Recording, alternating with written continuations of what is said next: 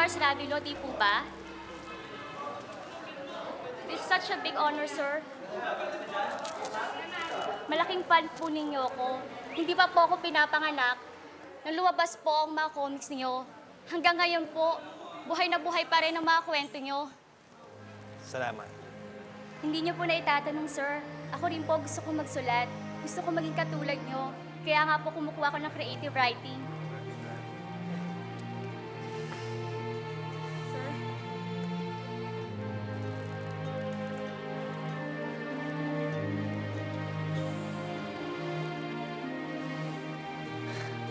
Saan mo nakakuha ito? Collection po yan ng tatay ko. Ipinamana sa akin. Nagbabaka sakali nga lang po kung makita kayo dito sa premiere eh. Kaya dinala ko yan. Sir, pwede niyo po bang pirmahan? Ang pangalan niya ay isang alamat, mapa comics, telebisyon o pelikula. Hanggang ngayon buhay na buhay pa rin at kapiling natin ang kanyang mga obra. Sino nga ba ang hindi nakakakilala kay Roberta, Bonjing, Captain Barbell, Jezebel at Darna na ngayon isang patok na soap opera dito sa GMA. Pero sino nga ba si Mars Ravilo? Madalas nating marinig ang kanyang pangalan, pero ang hindi natin alam, wala rin kasing kulay at tila pang comics din ang kwento ng kanyang buhay. Mga kaibigan, pasukin natin ang malikhaing mundo ng isang walang kaparis na kwentista, si Mars Ravilo.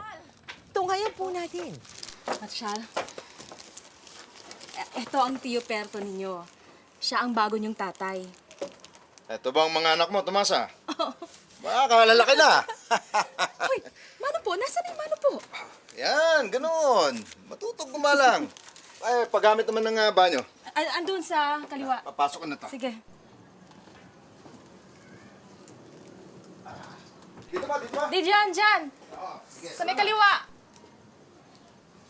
Nay, sino naman yun? Ang tiyo Perto niyo nga, bago niyong tatay. Di na kayo nadala, Nay. Pare-parehas lang naman yung mga lalaking yun eh. Masasaktan na naman kayo. Iba ang tiyo Perto mo. Mahal niya ako. Kaya ang gusto ko, pakisamahan niyo siya ng mabuti. Yung para bang ituring niyo siya na parang tunay niyong ama. Magagawa niyo ba yun para sa akin? Maliit pa lang si Mars nang maghiwalay ang kanyang mga magulang. Kaya lumaki itong walang ama at salat sa pera. At sa kanyang kabataan, bagamat naniniwala sa halaga ng edukasyon, iba ang tinahak na daan ni Mars para magtagumpay.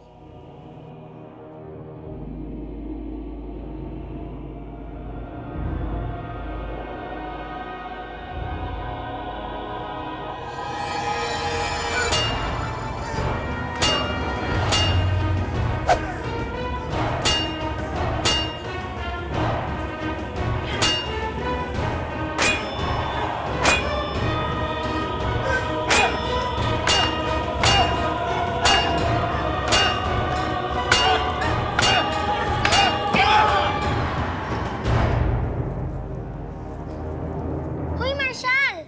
Nakatulala ka na naman. Ha? Huwag niyo akong pansinin. Bakit hindi ka na pumapasok? Ilang buwan na kitang hindi nakikita. Hindi ko kailangan ng eskwelahan.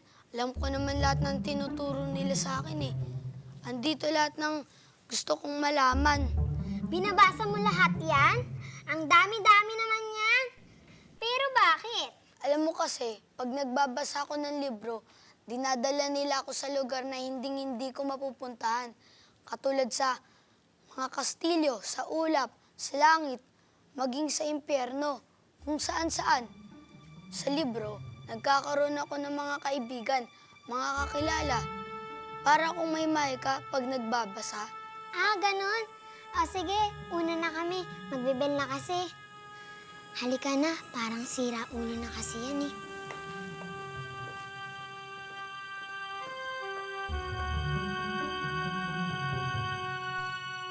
Nay, anong pasalubong ko? Bili na lang tayo sa tindahan na. Ako eh. Ay! Saan kayo galing? Perto, Galing lang kami sa patay. Huwag mo akong pinaglolo ko, ha? Ang ayaw ko sa lahat, yung pinipintiho ko. Ha? Ay, pinipintiho ko! Bitawan mo ako sa nanay ko! Lalo ka lang masasaktan pag hindi ka nagsabi ng totoo. May kamig ka iba, di ba? Ha? Nasasaktan Ha? Kinakalawa mo ako! Ha? Hoy! Akala mo, hindi ko alam ang mga pinagagawa mo. Hindi pwedeng iputan mo ako sa ulo! Ha? Tanda mo sa akin yan! Huwag mo pinaglolo ko! Ha? Huwag mo sasaktan nanay ko! Kinasabi na! Kina! Tawan mo ako! Kina! Sasaktan ka! Ito. Ha? Hoy! Hindi pa ako pinakakapon lang! Captain! Ha? Barbel! Hindi mo ako pwede iputan sa ulo! Ha? Hoy! Bitawan mo siya! Dahil, sino ka?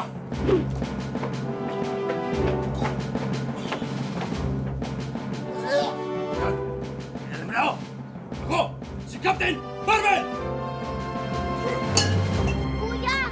Natulala ka na naman dyan si nanay! Nako, Tomasa! Lubayan mo ako! Wala akong kasalanan. Ano, wala kang kasalanan ako? Matagal mo na ako pinaglolo ko! Tigilan mo ako! Bitawan mo ako! Berto, wag! Hoy! Hindi ako kapag pinanganak lang, ha? Matagal mo na ako nilolo ko! Berto, wag mo kami iwan. Wala akong kasalanan. Ano hindi kita iiwan? Magsama kayo ng mga anak mo! Wag, Berto, wag! Sana! Berto! Maraming beses nang nakita ni Mars na nabigo ang ina sa pag-ibig. Kaya ipinangako nito sa sarili na hinding-hindi niya ito gagawin sa babaeng mamahalin niya. Uy, meron naman oh. Akin to eh. Meron nga eh. Ayoko, hindi ka naman nagsasoli. Ang damot-damot mo. Meron nga niyan. Kasi bitawan mo na nasisira na yung comics ko! Teka. Bitawan mo. Kanina ba ang comics yan? Sa akin po. Sa kanya naman pala eh. Bakit mo inaagaw? Alam mo, sige na. Umuwi na lang kayo, ha? Salamat po. Ito po sa inyo na itong isa. Naku, wag na. Ayos lang. Tsaka nabasa ko na rin naman po to eh. Tsaka kung hindi po dahil sa inyo, wala na to sa akin lahat. Sige na nga. Salamat. Sige po.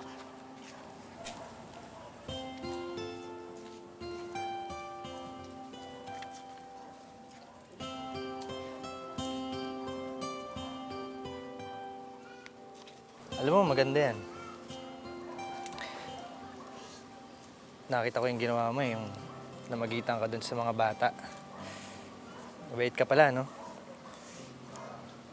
Ako nga pala si Mars. Diyan lang ako nakatira sa kabilang kanto.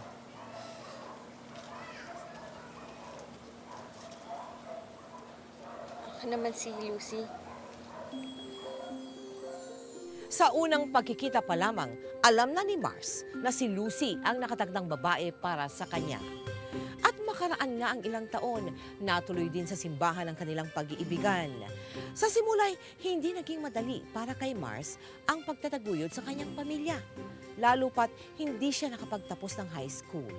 Bagamat noong pa may mayaman na ang imahinasyon ni Mars, hindi niya agad nakitang ito ang magiging susi para mabigyan ng magandang kinabukasan ang mga anak at maiahon sa kahirapan ang kanyang pamilya.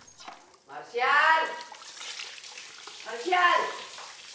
Hanggang ngayon nariyan ka pa rin? Ma'am, madumi pa ho kasi eh. Nangatwiran ka na naman. Eh sabi nung kasamaan mo, madalas daw eh. Katunga-nga ka lang. Nako, hindi ho totoo yun, ma'am. Ako nga lang ho ang gumagawa dito eh.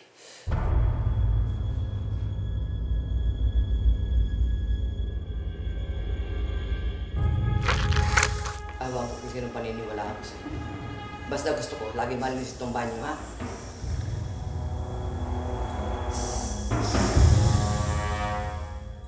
O Marcial, nakatunga ka na naman. Narinig mo ba ako? Apo. O sige, bilis-bilisan mo dyan at pupunta pa sa ibang banyo. Ayaw ka nang babagal-bagal, ha? Sige na!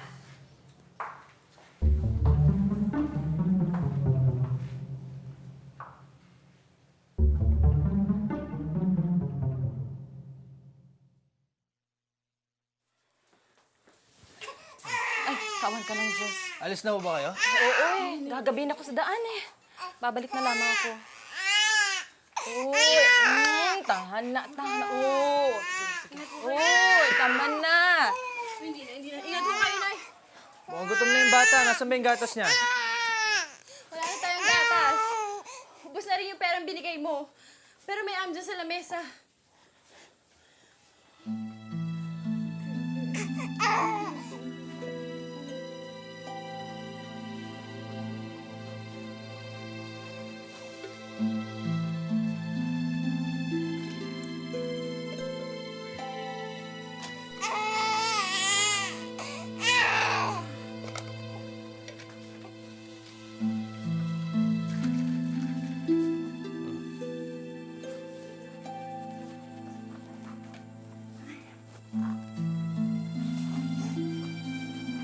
Ayos ka lang? Mahal ko kayo ng mga anak ko. Nakakalungkot lang isipin na ganitong buhay na ibibigay ko sa inyo. Pero hindi naman kami nagrereklamo. Alam ko. Pero kayo ang pinakamahalaga sa buhay ko. At gusto kong ibigay sa inyo ang pinakamagagandang bagay. Pero alam ko hindi ko magagawa yan kahit ako pa ang pinakamagaling na kubitero sa buong Pilipinas. Mars. Alam kong malayo pa ang mararating ko. Hindi ko lang alam kung saan ako magsisimula eh. Sa tingin mo, saan ka ba magaling? Sa imahinasyon ko siguro. Alam mo, marami akong kwentong gusto kong ikwento. Alam ko, magaling din ako mag-drawing. Sabi nga ni Tony Velasquez, dalhin ko raw yung mga gawa ko sa Roses Publications. Si Tony Velasquez baka mo? Yung gumagawa ng Kegkoy? Oh, sikat yun ah. Baka sumikat ka rin tulad niya. Dahil sa sinabing iyon ng asawa, tila nabuhay ng loob si Mars na tahaking ang walang katiyakang buhay ng isang manunulat.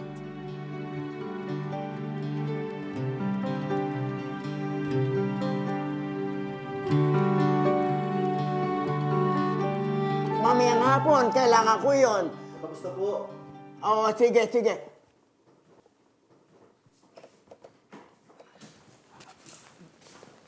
Magandang hapon ho. Magandang hapon naman. Kayo ho ba si Ginoong Jose de la Cruz? Rinig ka muna. Maupo ka. Jose, ano ka mo? Jose de la Cruz po? Medyo bingi. Ako nga yun. Eh, bakit mo naman kailangan hanapin ako? May kailangan ka ba? Nabanggit ho kasi sa akin ni Ginoong Tony Velasquez ang pangalan ninyo na sa inyo raw ako mag-submit ng mga sample ng gawa ko. Baka naman ho, pwede akong sumulat sa comics ninyo. Tingnan ko nga yung trabaho mo.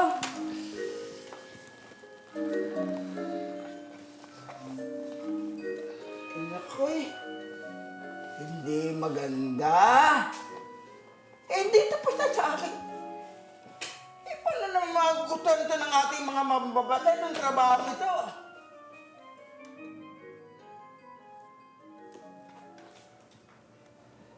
Wala kang kinabukasan na maging manunulat iho. Tapat kong sasabihin sa iyo. Kung makikinig ka, itigil mo na lang yung pangangarap mong maging manunulat. Umanap ka na lang ng ibang trabaho. Makabubuti yun sa iyo.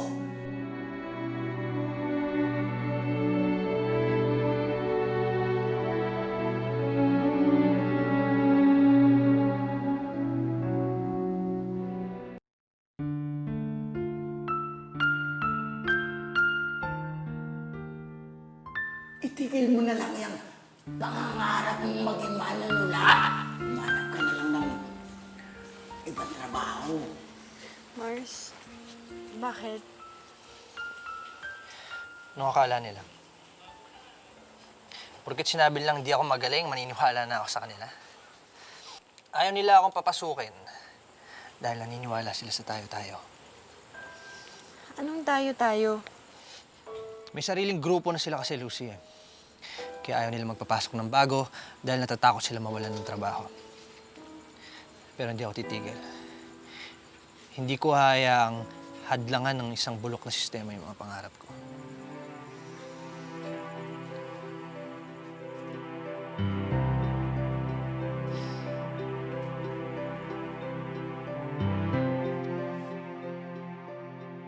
Sir, ito po.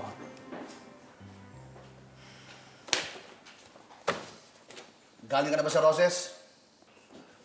Opo.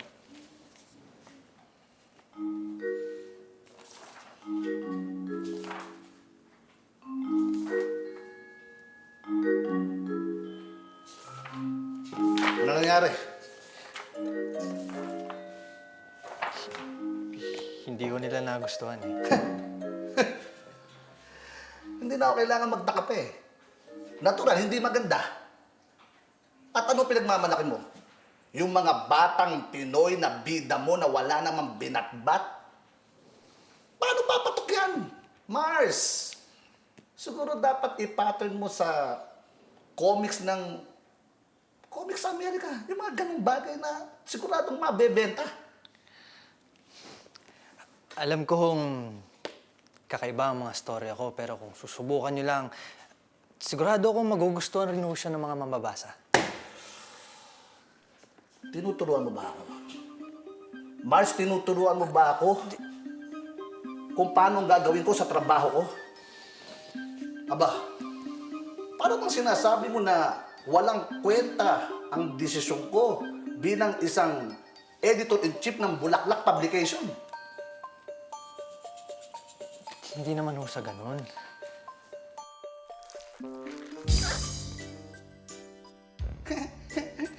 Mars, a piece of advice. Ba't hindi ka na lang mag-aral magtulat? at saka ano, mas maganda mo, magbabasa ka ng comics, yung galing sa Amerika. Hindi ba maganda? Maganda yun? Hindi ba maganda yun? Di ba? Yun yung magaganda yung mga nababasa mo doon dito Amerika. Maganda yun. Andete tayo. Dete. Tapon dete ko. Tapon dete ko. Oh, ano ba hinihintay mo? Pwede ka na umalis. Sige na. Umalis ka na. Nai-stop mo lang ako eh.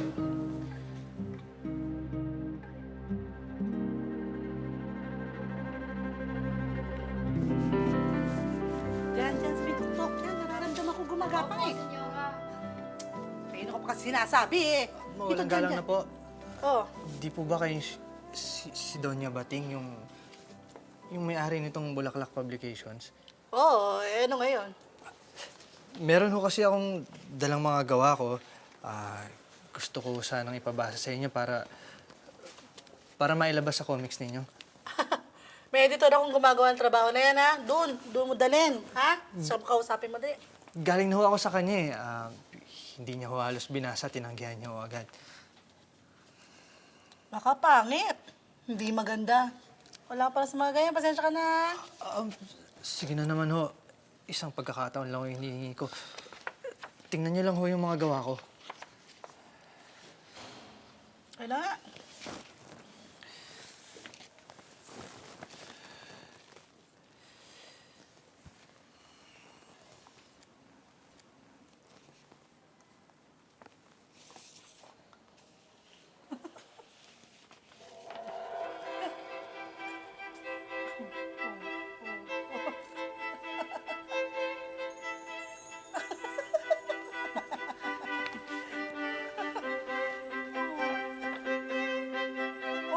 Dahil sa utos ng mismong may-ari ng Bulaklak Publications, nailabas ang Rita na tungkol sa isang batang palaging nasa sangkot sa gulo. Isang kwentong bagong-bago sa mga Pinoy noon, kaya mabilis itong nakilala at nagdala ng katanyagan sa Bulaklak Publications.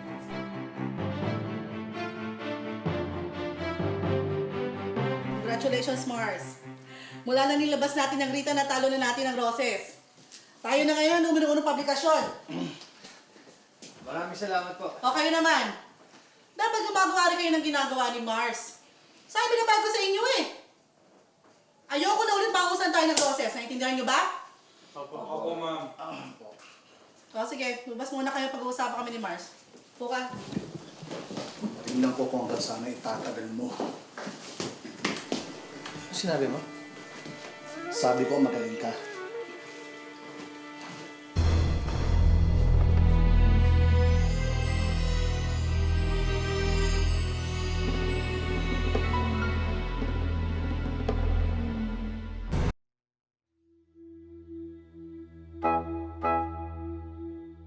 Sa mga una niyang pagtatangkang malathala, panlalait ang natikman niya sa kamay ng mga veteranong kwentista. Pero ni minsan, hindi nang walan ng kumpiyansa si Mars sa sarili niyang kakayahan. At hindi nagtagal, kinilala nga ng mismong may-ari ng Bulaklak Publications ang kanyang abilidad na lumikha ng mga kwentong hindi lamang magaganda, kundi siguradong papatok din sa mga mambabasa. Dahil dito, unti-unting naibigay ni Mars ang mumunting luho ng pamilyang sinisimulan niyang itaguyod. Hayaan nyo, nanay. Minsan lang naman makatikim ng konting luho yung mga anak ko eh. Pagsasawain ko muna sila.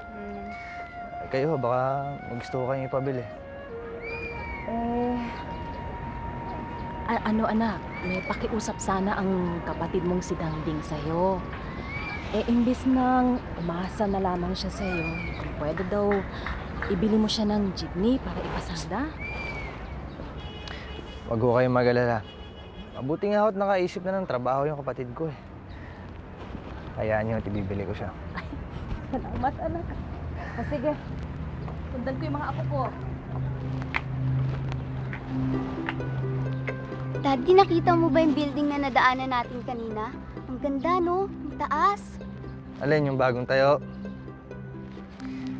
Alam mo, anak, may sikretong sasabihin sa'yo ang daddy mo. Isa sa mga pangarap ko ang makapagpatayo ng sariling building. Balang araw, magagawa ko rin yan. Alam mo kasi anak, itong daddy nyo, mahilig talagang mangarap to. Kasi minsan nakwento niya sa akin na minsan nangarap siya na makakagawa siya ng formula na mabubuhay siya na walang hanggan. Pwede ba yun, Daddy? Malay mo. Alam mo, dito sa mundong to, wala namang imposible, di ba? Pero sa gitna ng tagumpay ni Mars, may pilit humihila sa kanya paibaba. Bakit hindi nakatakbo ang printing press? Aba, ma'am, inihintay ko yung debut hanggang sa hindi umabot yung deadline dun sa writer. Anong ilalabas natin ngayon? Kawawa yung mga tao eh. Sino ba hindi umabot sa deadline na yan? Si Mars ho. Mars, bakit hindi mo pinasa yung mga dapat mong ginawa? Ay, nilapag ko doon sa desk niya kahapon ah. Anong nilapag? Di sana nakita ko yun. Palagay ko, dinadahilan mo lang yan. Ang ayoko sa lahat yung unprofessional, Mars, ha? Malulugi kumpanya ko niya sa iyo eh. Sinisiraan lang ako ng gagong to eh. Anong sinisiraan? Pwede ko magawin sa'yo yun? Tama na yan, tama na yan. Sorry po. Mars, huli na to, ha? Ayoko na ito mauulit. Sa susunod, aalisin na kita. Alam nyo, hindi nyo na kailangan gawin yun. Kung mas pinaniniwalaan nyo yung editor ninyo, mas mabuti pa ngayon pala magre-resign na ako.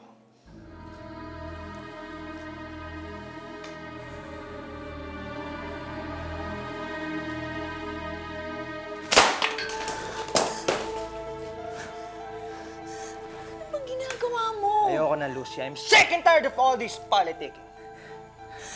Bakit ka magpapatalo sa taong naiinggit sa'yo? Ayoko na. Baka magulpi ko lang yung mga hayop na yun. Hindi dapat magpa-apekto. Magaling ka at yun ang dapat mong tandaan. Gusto ng mga tao ang mga storya mo. Bakit may ipagkakait sa mga mambabasa mo? Mars, sa kanila ka may pananagutan. Hindi sa mga taong naninira sa'yo. Ewan ko. Alam ko kung gaano ka kasaya pag nagsusulat ka. Marahil hindi mo yun alam, pero ako, alam ko yun dahil nakikita ko. Kaagad sumuko sa laban. Marami ka pang pwedeng gawin.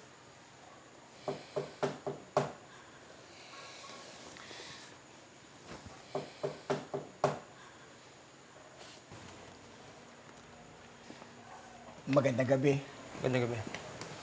Tuloy ko kayo. Good evening.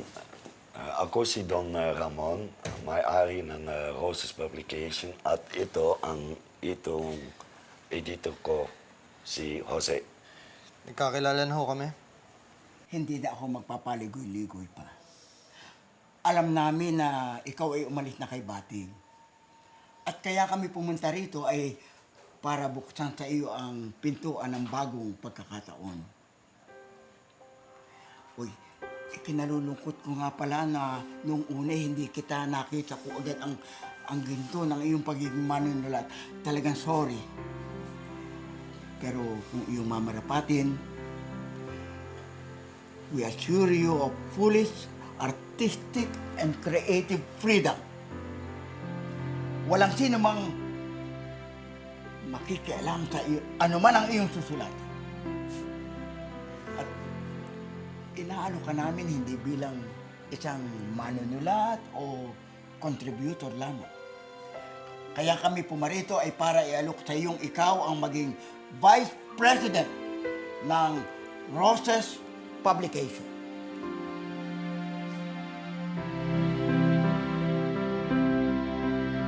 Kain kayo ng kain, ha? Mami, tulungan niyo nga ako sa assignment ko. Ano bang subject yun? Math po eh. Mami, nasaan na yung pantulog ko? Ay nako, nilagay ko na doon sa drawer mo. Nan, pa ba nga? Napapulunan ako. Tubig, teka.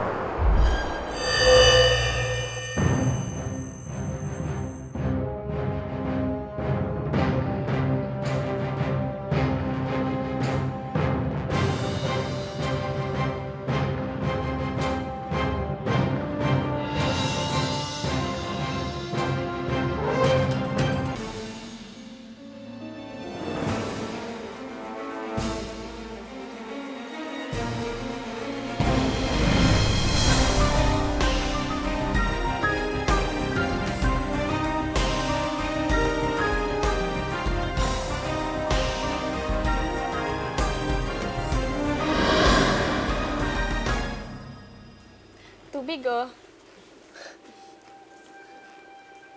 Salamat, ah.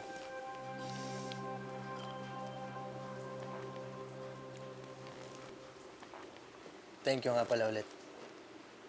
Saan? Sa lahat-lahat. Ikaw ang sentro ng pamilyang ito. Para kang si Superman. Kaya mong gawin lahat, sabay-sabay. Sabi nga nila, behind every successful man is a woman. Hindi sila nagkamali.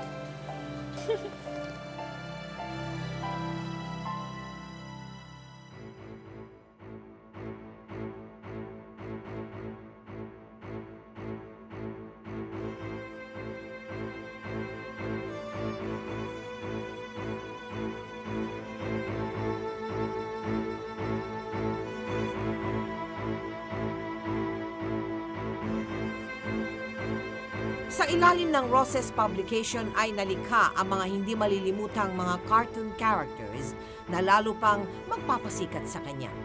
Kabilang na dito ang Buhay Pilipino, Rita, Bonjing, Goryo Tekla at Ipe. Ang mga superheroes na sina Lastic Man, Captain Barbell at Flash Bomba, ang batang si Roberta at Trudis Liit na hinalaw sa kwento ng kanyang kabataan. Jezebel, Maruha, Jack and Jill, Wanted Perfect Mother, Pacifica Palayfay, at siyempre, ang Pinay superhero na si Darna. Hindi nagtagal at ang pangalang Mars Ravilo ang naging batayan ng publiko sa kalidad ng mga comics na kanilang tatangkilikin. At para sa mga kabataang nangangarap pasukin ang mundo ng comics, ang patuloy na tagumpay ni Mars ang nagsilbing inspirasyon ng lahat.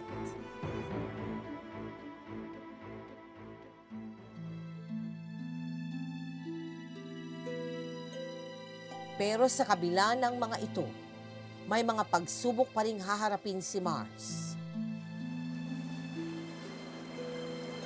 Kasi bakit?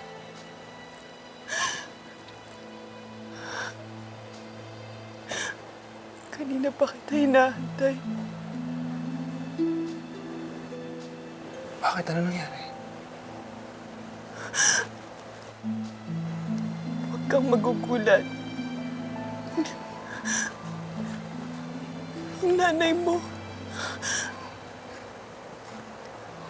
wala na siya, namatay siya kanina.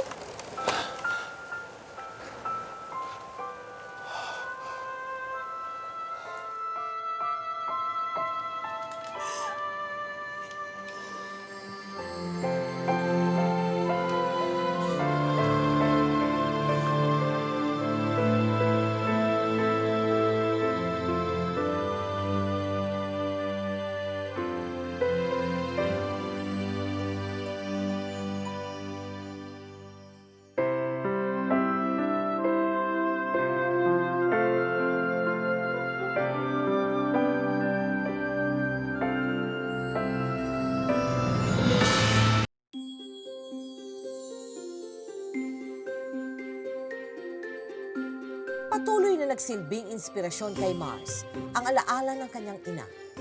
At dahil sa kasikatan ng kanyang mga kwento, isa-isang isinapelikula ang marami dito at tumabo sa takilya.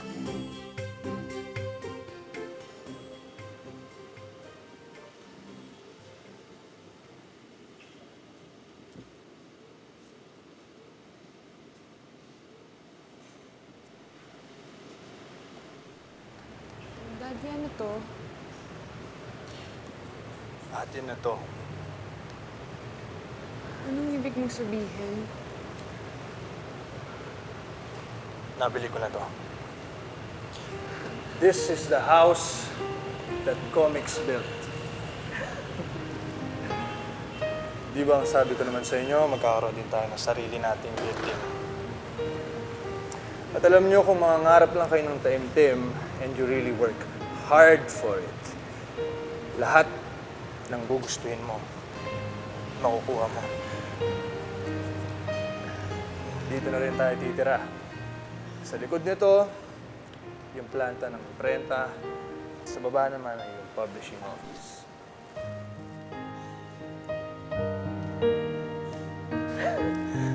Thanks, Dad.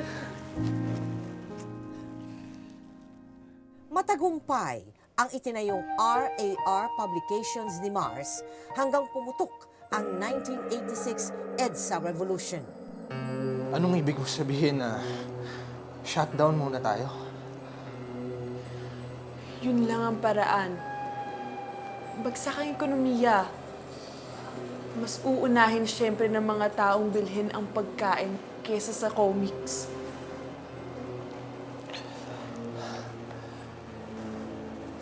Kahit konti lang ang mabenta. Basta ang importante, may mailabas tayo.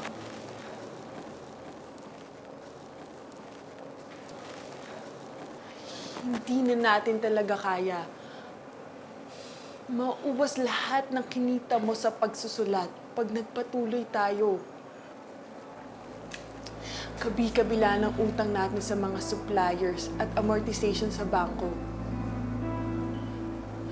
Baka mailit lang lahat ng ari-arian natin. Paano yung mga readers ko? Paano yung mga sumusubaybay sa kwento ko?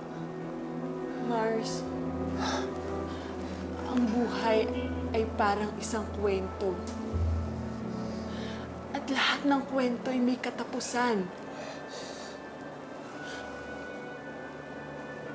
Baka kailangan na nating tanggapin na dito nagtatapos ang yugto na ito ng buhay mo.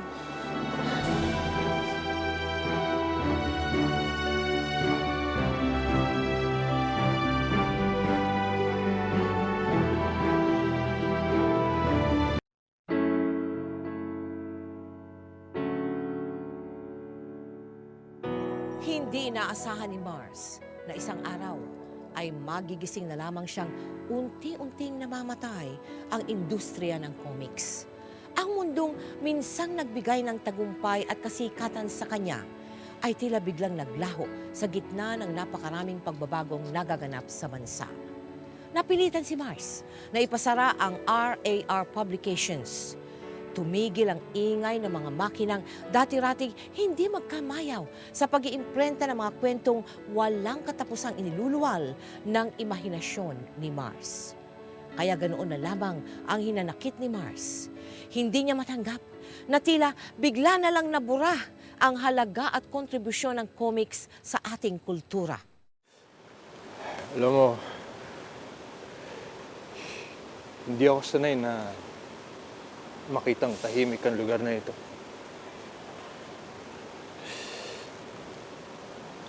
Maingay ang lugar na ito eh. Yung kalansing ng mga bakal, yung mga naghahabol ng deadline.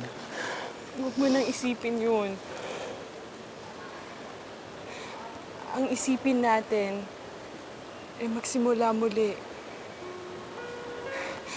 O kaya mag-travel tayo. Pagkakataon na natin ngayon. Ang tagal nating pinundar ito. Bakit pati ito?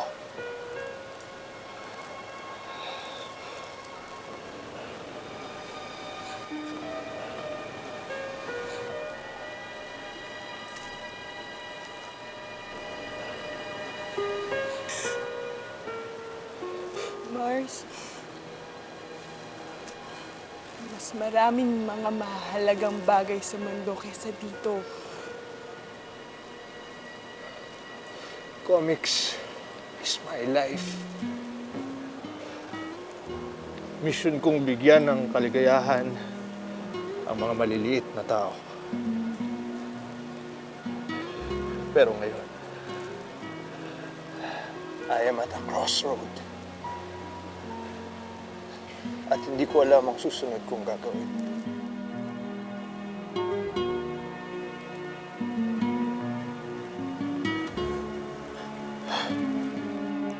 Sa pagkawala ng interes ng tao sa mga comics, nawala na rin ng interes si Mars na lumikha pa ng mga bagong kwento at manghikayat ng mga baguhan para pumasok sa industriya. Hanggang sa... Opo.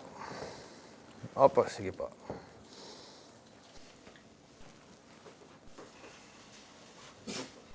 Sino yun? Yung matanda eh, niyaya ulit akong bumalik sa pagsusulat sa comics. Talaga? Anong sabi mo?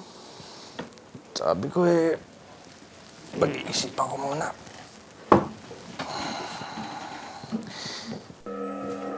Dad, okay ka lang? Buddy, bakit? Hindi, wala to. Nabigla lang ako dun sa tawag eh. Raul, kuha mo nga ako may ino. Po, Dad. Dad!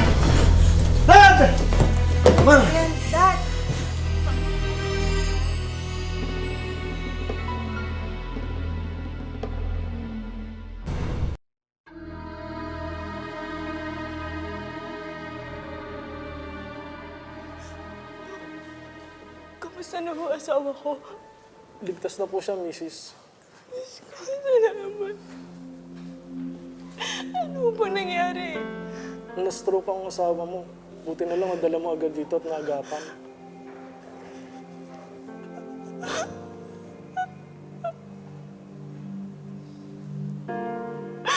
Kamusta na ang ligay niya? Tatapatin ko na po kayo, Mrs. Ligtas na po si Mang Mars pero naapektuhan na ilang motor functions niya. Ano ang ibig niya sabihin? Hindi na siya magiging katulad ng dati. Hindi niya na maigagalaw ilang parte ng kanyang katawan at pati paglalakad niya maapektuhan.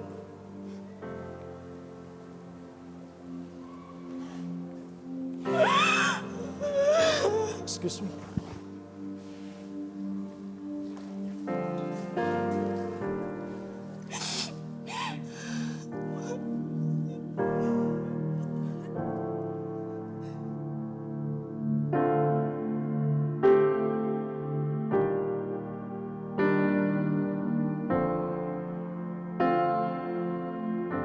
Makaraan ng ilang araw, nakalabas din ng ospital si Mars.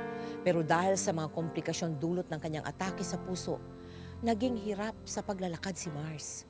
Pero ang pinakamasakit sa lahat, lalo na para sa isang manunulat na tulad niya, ang mga daliring tanging puhunan niya sa paglikha ng mga kwento, hindi na rin niya halos maigalaw. Bagamat napapalibutan siya ng pamilyang walang tigil ang pag-aaruga at suporta sa kanya, hindi naging madali para sa lahat ang makitang nagdurusa si Mars.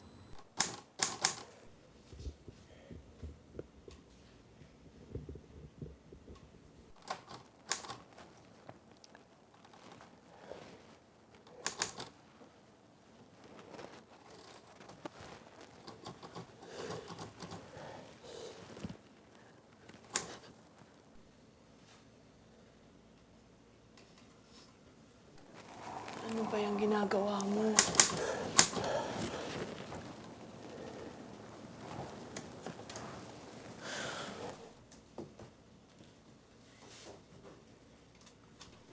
Halika na. Ano ba yan? Hayaan mo na ako. Nakakasama yan sa'yo. Hindi mo ba ako naiintindihan? Napakarami ko pang gustong ikwento sa mga tao.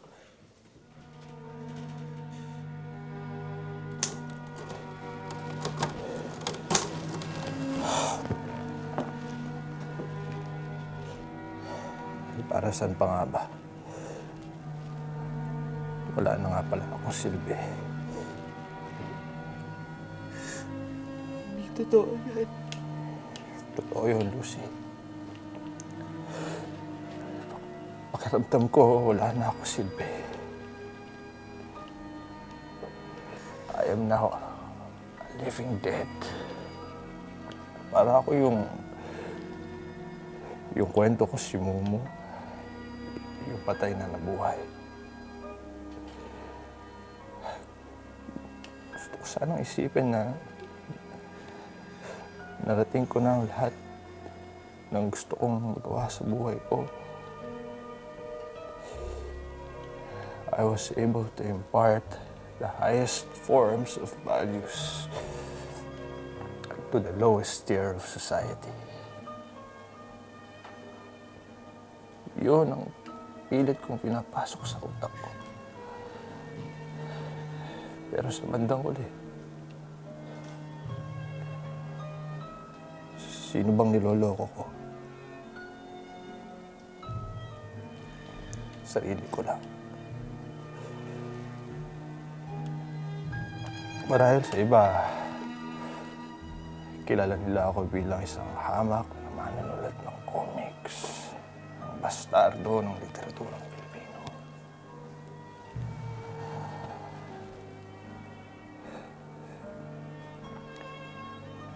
Pero alam mo kung anong malungkot na katotohanan.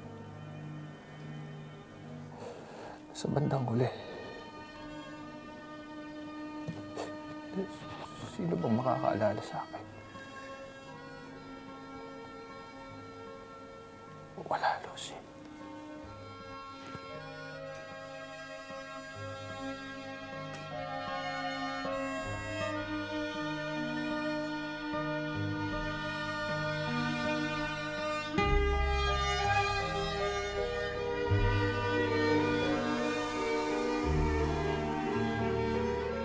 Lucy.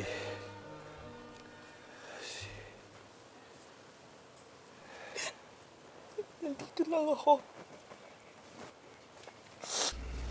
Nahihirapan na ako.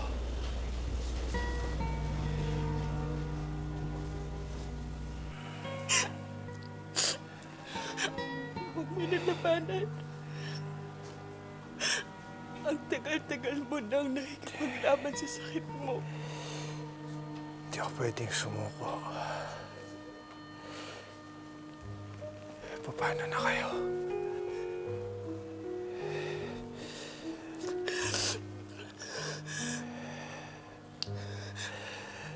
Ayos lang kami.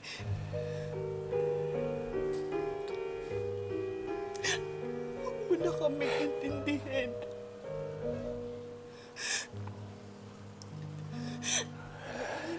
namin. Kung kailangan mo na umalis.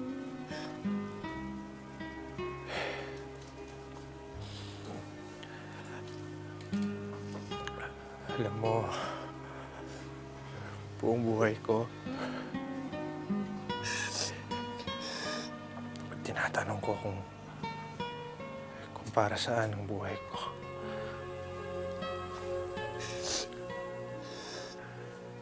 Ngayon, alam ko na kung para saan. Para sa inyo. Para sa pamilya ko. Simula pa lang, nakikipagsapalaran ako para mabigyan kayo ng magandang buhay. Ginawa ko ang lahat. At sana hindi ako nabigo. Kahit minsan, hindi mo kami binigo. Naging mabuting asawa at amahan. Mahal na mahal ka namin.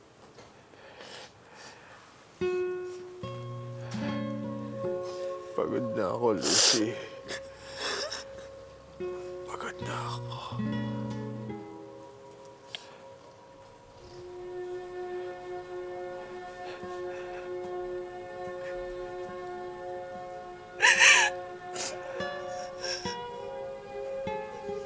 Magpahinga ka na.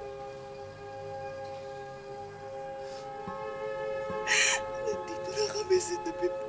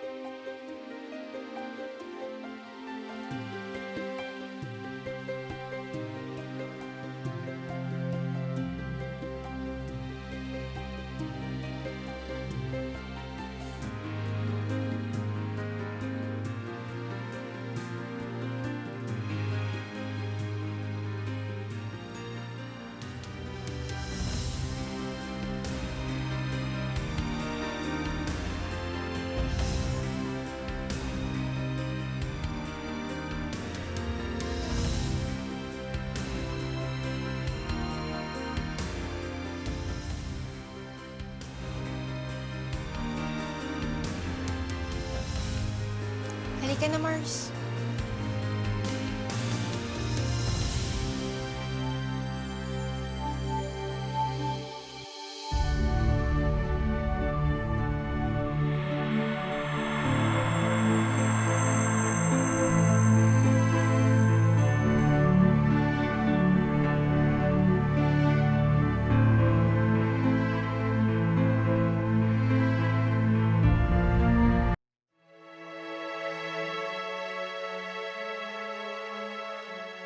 Sinundan natin ang makulay at malakomics na buhay ni Mars Ravelo. Mula sa paglalako niya ng kwento para maitaguyod ng pamilya hanggang sa tuluyan niyang pag-ani ng tagumpay dahil sa mga hindi malilimutang obrang nilikha niya. Nakita rin natin kung paano niya pilit ipinaglaban ang industriya ng comics at kung paano siya tuluyang na maalam sabay sa unti-unting paglaho nito. Pero sa kabila ng pagpanaw ni Mars, buhay na buhay pa rin siya sa mga kwento at tauhang minsang naging bahagi ng ating kultura at kasaysayan. Kaya naman walang tigil ang pagkilala at pagbibigay parangal sa kanya. Excuse me. Hi, I'm Randy. I'm Rita. Roberta po. Richard. Raul. Magaling talagang tatay niyo. Alam niyo ba na ang taong katulad niya ay pinapanganak lang once in every 500 years? Such a rare talent. You should be a national artist. Thank you. Hali kayo. Tingnan niyo yung mga legacy niya.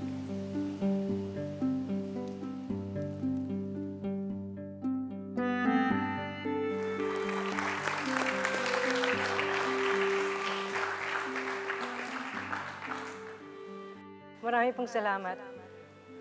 Magandang araw po sa inyong lahat. Alam niyo ho, naalala ko ng mga bata pa lang kami. Madalas kong naririnig mula sa aking ama yung masidihin niyang pangarap na makapag-imbento ng formula para sa tao upang mabuhay ng walang hanggan. Lingid ho sa kaalaman niya na nagawa niya ito. Hindi dahil sa naimbento, hindi dahil sa tinimpla,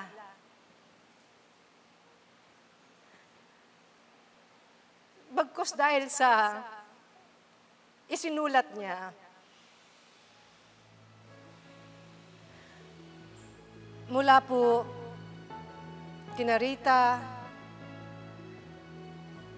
Roberta, Darna, Plastic Man,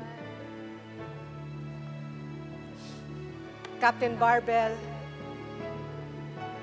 Jezabel.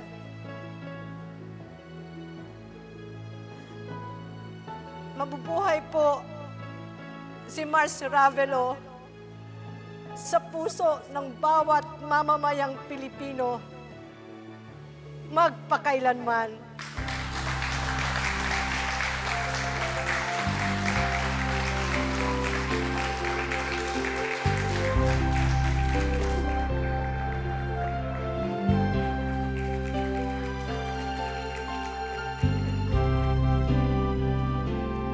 Pag pinag-usapan ang Pinoy na sumusulat ng katang-isip, marahil ang pinakamalaki dyan ay walang iba kundi ang pangalang Mars Ravelo. Subalit, dahil sa namatay na siya noong 1988, ang kapiling ho natin ngayon ay walang iba kundi ang isa sa kanyang mga anak, si Roberta Ravelo Austria. Magandang gabi sa iyo, Ruby. May I Magandang call you gabi, Ruby? Mel. Ruby, anong mga naaalala mong qualities ng iyong ama nung nabubuhay pa siya? Matatag yan, may prinsipyo sa buhay. Hindi yan padadala sa sistemang bulok. Basta pag sa tingin niya, mali ang ginagawa ng katulad ng mga employer niya, talagang bumibitiw siya kahit mawalan siya ng trabaho. Ang trabaho niya nanggagaling talaga sa puso. Sa mga likha niya, alin yung talagang tinreasure niya? Yung Rita, kasi yun ang kauna-unahan niyang trabaho na natanggap. Pero may kata din siya, Roberta. Roberta. Totoo bang yun pinangalan sa'yo? Nauna muna yung Roberta yung nobela bago ako pinanganak. Yung bang mga ugali nun, parang ikaw rin? O merong, hindi. merong Kasi ang hawig? Roberta, bali ng istorya ng buhay niya. Hindi. Ginawa lang niyang babae kasi yun ang mas appealing sa mga viewers. Paano gumagalaw ang utak niya, no? Have you ever been curious to know kung saan pinupulot ng daddy mo yung ganong uri ng pagkahenyo? Talaga siguro inborn na sa kanya yung pagiging genius. Oo. Simpleng-simpleng ano lang na istorya. Halimbawa may nag-away o naigagawa niyo kaagad ng nobela yan. Anong kanyang working style? Kasi ang trabaho niya sa gabi para tahimik. Nag-ano muna siya, scratch. Okay. Tapos saka siya nag-type. Meron ka bang nakitaan sa kanyang inspirasyon niya? Meron ba? Mother ko. He's Dahil fine. talagang napakabait ng mother ko. Ganong kabait? Talagang asikaso niya si daddy. Nag-start sila na talagang from the scratch. Maliksi siya nagluluto, tapos ang dami namin magkakapatid, siya nag-aalaga. Ayaw niya magkatulong kasi gusto niya siya mismo personally ang nag-aalaga sa amin. Sa inyong magkakapatid. Anong epekto nung muling binuhay ang Darna? Siyempre, lahat kami magkapatid, naluha rin kami sa kaligayahan. Parang nabuhay rin si daddy Ganun na nangyari no? Ruby, maraming salamat ha. At pinahintulutan mong isadula namin ang buhay ng iyong ama para, una para makilala, lalo na ng mga kabataan, na kung sino itong Mars Ravelo na ito, at pangalawa, para kapulutan din ng inspirasyon. Thank you very much sa iyo at sa iyong pamilya. Thank you, Mel. Maraming salamat sa iyo, sa GMA Kapuso, sa lahat ng staff ng Magpakailanman, sa napakagandang ginawa ninyo na talambuhay ng aking ama. Maraming salamat sa inyo. God bless everybody. Sina Roberta, Bonjing, Captain Barbel, Jezebel at Darna ay hindi lamang mga tauhang kinagigiliwan natin.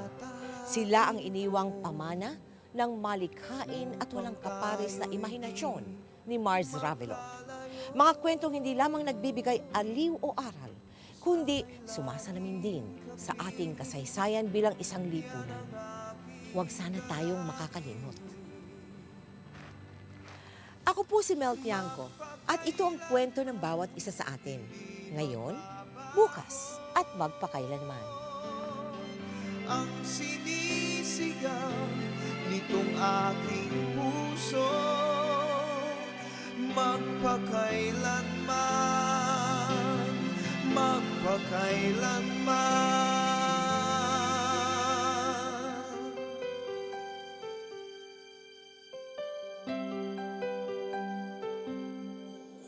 Sa tuwing kinakailangan mo'y narito ako, handang dumamay sa iyong lingkod. Habang buhay ay hindi maglalaho, ang inig natin ay